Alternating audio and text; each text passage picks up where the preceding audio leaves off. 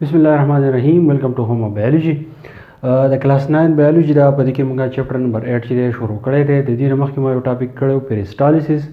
هغه پیریسټالیسس چې دی د هغې لږ انټروډکشن درکوم، خو اصل کې زموږ نن کوم ټاپک چې دی هغه دی انټي پیریسټالیسس. اوس په پیریسټالیسس کې څه کېږي؟ پیریسټالیسس کې دا چل کېږي چې کله موږ د پیریسټالیسس خبره کوو نو موږ د اوسافیګس خبره کوو.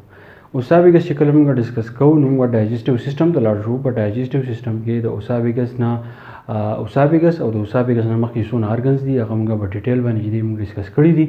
خو چې کله د پیرکس نه د خوراک لاړ شي اوسافیګس ته، په اوسافیګس کې چې دی څه چل کېږي؟ په اوسافیګس کې چې دی یو مومنټ کېږي چې هغه مومنټ ته موږ پیریسټالیسس وایو. کله چې د پیرکس نه د خوراک راشي د اوسافیګس لاندې پکې دا کېږي چې دا اوسافیګس په دې شکل باندې. اوس دلته کې دا مسلس تاسو وګورئ، د اوسافیګس چې دی بالکل نیغي، خو د دې د مومنټ چې دی پیریسټالیسس موږ وایو دا څنګه چې کله په سټارټینګ کې یا په دې منځ کې یا په دې اخره کې د دې اوسافیګس کوم مسل چې دی په دې کې کانټریکشن کېږي او په دې کې ریلیکسیشن کېږي. اوس خوراک دې ته راغی نو په دې کې دا مسل چې دی نو دا کانټریکټ شوي دي. کانټریکټ دا دی چې دننه طرف ته چې دی دا مومنټ کوي، ځکه چې د خوراک چې دی بالکل د پیرکس نه په اوسافیګس کې بالکل چې دی په یکدم باندې چې دی لاندې نه ځي، په سیکنډ کې دا سټمک ته نه رسي. دا په دې اوسافیګس کې چې دی ودرېږي، کولاویږي. څنګه چې دی ودرېږي چې کله دی د خوراک د اوسافیګس ته راغی نو دا مسل چې دی کانټریکټ شي، د خوراک په دې کې داسې ونیسي.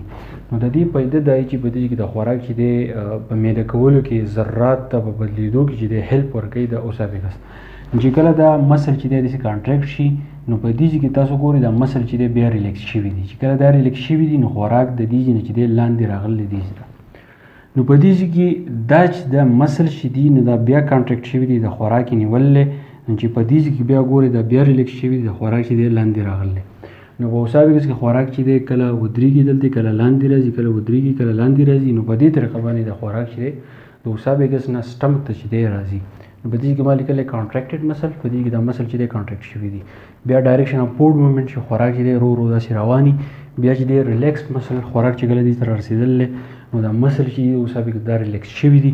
بیا چې دی بالا فوډ دا نوړی چې دی هغه لاندې چې دا راغلی ده. بیا میکسینګ مومنټ مطلب دا دی چې کم اوسافیګس چې دی هغه ریلیکس کېږي او کانټریکټ کېږي، د هغې نه علاوه پوش پوټ ډاونورډ ډاون د ټیوب. دا اوسافیګس چې دی د ټیوب شکل دی چې کله کانټریکشن او ریلیکسیشن کېږي د خوراک چې دی لاندې راځي. نو دې قسمه مومنټ ته موږ وایو پیریسټالیسس. خو اکثر داسې وشي چې لاندې په سټمک کې او یا په دې اوسافیګس کې چې دی څه مسله راشي، نو د هغې مسلې د وجې نه یا په معده کې چې دی ګیس جمع یا پکې تیزابیت چې دی سیل چې دی هغه دونه سیوا شوي چې تیزابیت چې دی هغه جوړېږي. نو په دې کې دا چل وشي چې په دې کې اریټیشن راشي، اریټیشن څه مسله راشي، د هغې د وجې نه د خوراک چې دی دا په بره باندې چې دی زور کوي. نو اکثر زمونږ خولې له چې دی تروې اوبه راځي په دې اوسافیګس کې. نو هغې ته دا پیریسټالیسس چې دی بیا الټه دی، نو هغې ته مونږ وایو انټي پیریسټالیسس.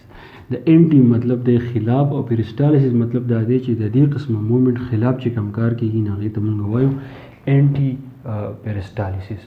نو پیریسټالیسس چې دی د خوراک راتلی دی په اوسافیګس کې، او انټي پیریسټالیسس دا دی چې په معده کې اوسافیګس څه مسله راشي د خوراک چې دی دا دوباره چې دی له پاسه چوتېږي او خوله کې چې دی تروې اوبه راځي.